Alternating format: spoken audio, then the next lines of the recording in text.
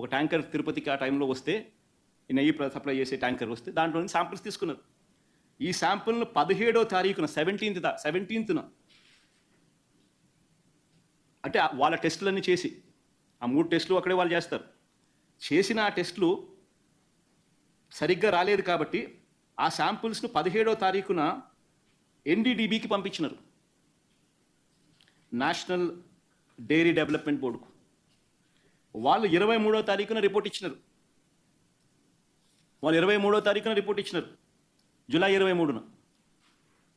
అవును, రిజెక్ట్ అయింది. నేను ఒకటే అడుగుతా ఉన్నా, జూలై 23వ తారీఖు నుంచి 2 నెలలు చంద్రబాబు నాయుడు ఏం చేస్తా ఉన్నాడు? ఒక ట్యాంకర్ తిరుపతికి ఆ టైంలో వస్తే నెయ్యి సప్లై చేసే ట్యాంకర్ వస్తే దాంట్లో నుంచి శాంపిల్స్ తీసుకున్నారు. ఈ శాంపిల్ను 17వ తారీఖున 17th అంటే వాళ్ళ టెస్టులన్నీ చేసి ఆ 3 టెస్టులు అక్కడే వాళ్ళు చేస్తారు.